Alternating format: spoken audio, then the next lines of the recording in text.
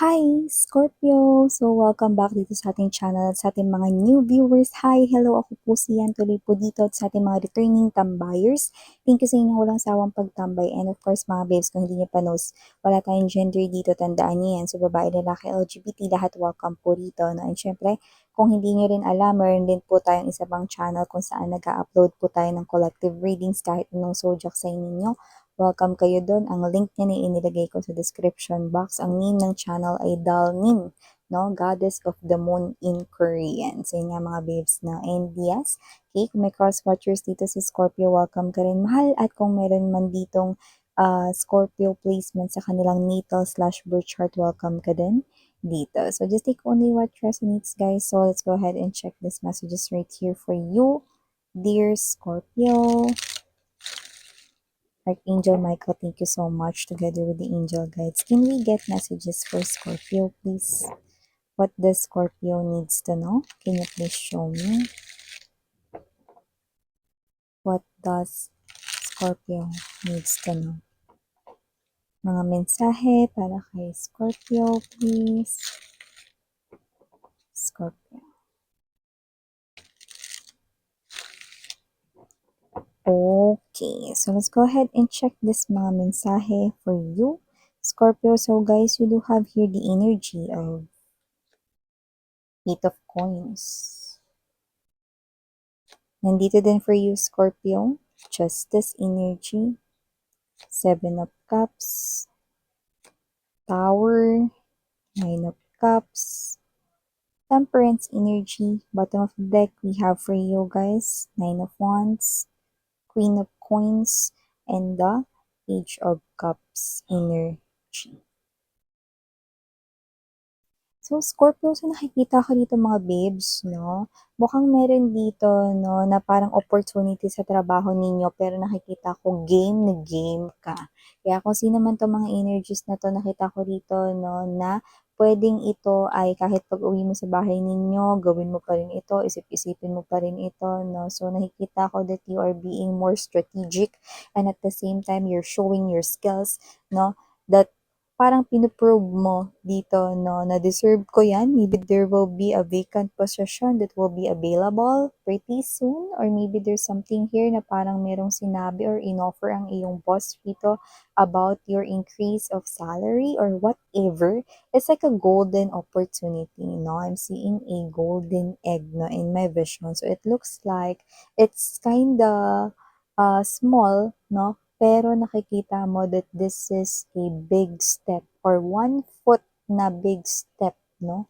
Dito sa inyong career, if you are working inside a company with other colleagues, or maybe this is you could be an entrepreneur, maybe this is about your business here. But this is something here na nakikita ko na parang isang opportunity na isang beses mo lang maririnig.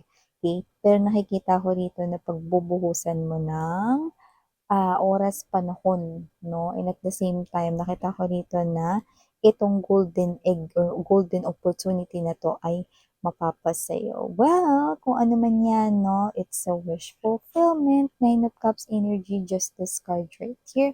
It will make your situation balance. Lalo na kung hindi balance ang iyong kaperahan ngayon, nakikita ko na magiging balance yan. Kaya nga yung golden egg na yun, no? Makikita mo yun as big opportunity. 'Di ba kapag ang isang gold nga kahit dust lang ng mga golds, no, yun ay malaking halaga na agad, 'di ba? Or meron ng katumbas, no, na halaga. So parang ganun yun, no? So makikita mo ang opportunity dito. So nakita ko dito na you don't mind kahit na hanggang gabi mo to isipin or bago ka matulog, no, you're being strategic right here and at the same time you're working on it. Eight of Coins energy. Ayan, na parang brown out pa dito. So, kahit mapa-brown out man mga babes, no, tuloy ang iyo ritong pagbubuhos ng atensyon, no? Pero yun nga, no, nakita ko dito may mga makaka-skip ng kanilang meal, so that's a no-no. So, make sure mga babes, no, na kung pwedeng kumain kayo habang kayo ay nagtatrabaho or gumagawa, especially kung yan ay dadalhin ninyo sa inyong mga tahanan, then go ahead, you can do that. Okay? So, wala naman tayong nakikitang small accidents like matatapunan yan kung yan man yung mga paperworks or whatever, no? No, wala namang ganun. So, go ahead, no? Suit yourselves. Yan. So, maliban dyan, nakita rin tayo dito, Scorpio, na ng energy kung saan meron kayo rito na parang dati sinabihan, no, na siya ang mauuna or darating ang panahon, ikaw ang mauuna na lumapit sa akin. Yan, or ikaw ang mauuna nagagawa ng movement, yan, no? At mukhang your words are really, no, making its manifestation right now. So, I'm seeing someone here, no, na hindi niya alam kung ito ba ay iti-text niya sa iyo o tatawagan ka na lang niya o i-chat ka niya rito, no? At kung sino man tong energy na to, naguguluhan siya rito, no? Pero, ito yung taong sinabihan mo noon, no? Na darating ang araw, magcha-chat kang una sa akin, magme-message kang una sa akin, o lalapit kang una sa akin. Tandaan mo yan. Yan, no? Isumpa mo man yan sa pimple mo. So, ganong klase ng energy. So, kung sino man to Scorpio, no, mukhang nagkaroon rito, no, ng katuparan ang iyong mga salita. So, kung sino man siya, no, nakikita ko rito na hindi niya mawarian kung ano ba ang pamamaraan na kanyang gagawin o kung kakausapin ka na lamang niya ng personal. At kung sino man yan mga babes na nakita ko rito, no, ng posibleng connection sa inyo. So, kung hindi na kayo close ngayon, meaning to say, isa yan sa mga naka-close mo way back before or baka meron kayong talaga kayong mga fond memories together, no? So, kung sino man tong energy na to, minsan na kayong naging close. Siguro nag-away kayo, no? At naging matindi ito at kung ano man yung energies rito, no? Ninyong dalawa, nakikita ko rito na tama ka. Una talaga siyang lalapit dito sa iyo.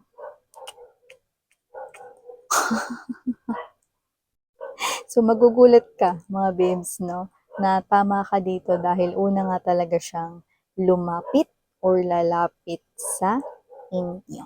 Panatilihin lamang ang pagiging kalmado, Scorpio. Nakita ko dito ng mga situation sa paligid mo kung saan halos lahat ay posibleng magpanik or mag-alala.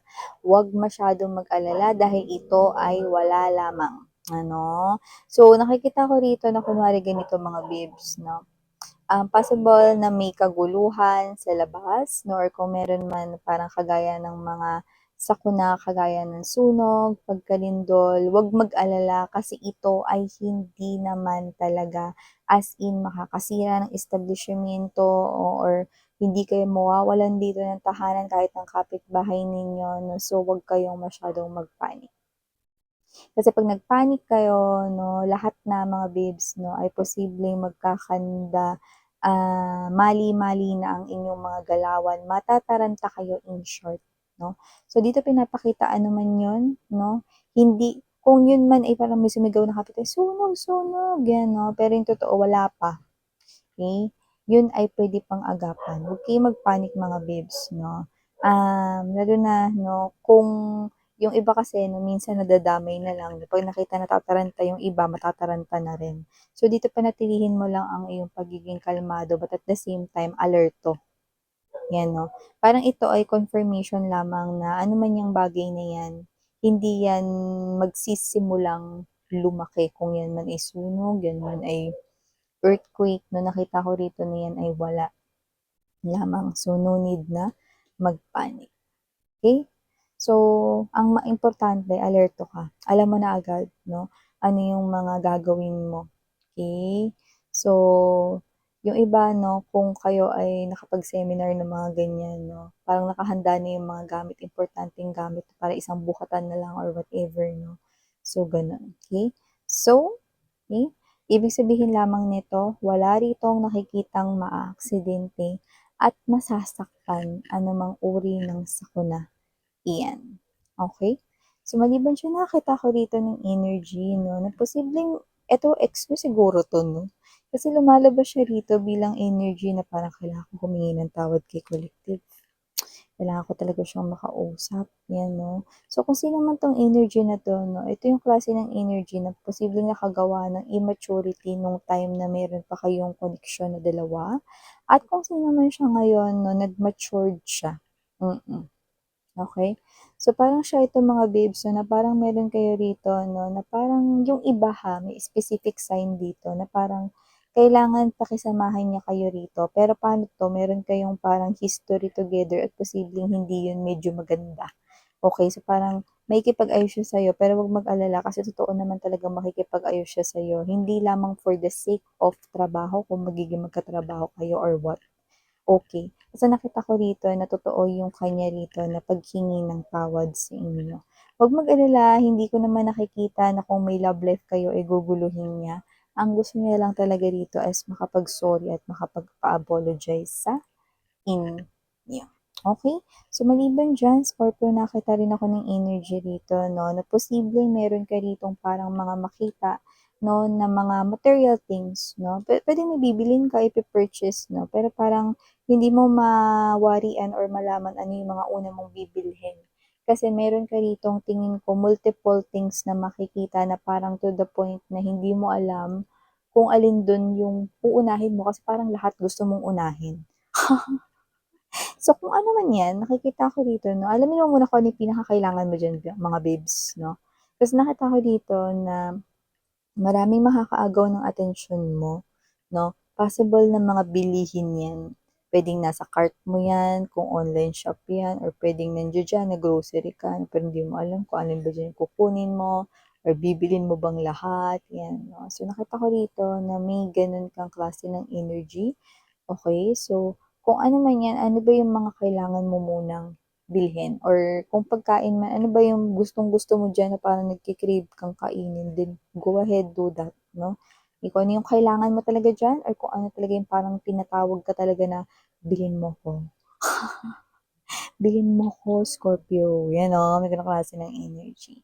Okay, for some reason meron akong specific clue na nakikita na possible yung iba sa inyo hindi talaga straight ang inyong hair, possible na wavy, yan, Doesn't have to be kulot, okay, but wavy, just take only what resonates. Maybe specific signs and clues yun ng someone watching ngayon, ng reading na iti. At yun yung mga babes na pagdating naman sa kaperahan, nakakita rin ako ng energy dito for you guys, na nakikita ko dito na posibleng ang iyo ritong mom or parents mo 'no is matutuwa dahil meron akong nakikita rito mga mag-aabot sa kanilang mga magulang 'no, ng pera. So, nakikita ko dito na parang yung parents mo rito will be proud of you or your mom 'no. Actually, feminine yung energy na nakukuha natin dito but doesn't have to be na babae lang yun.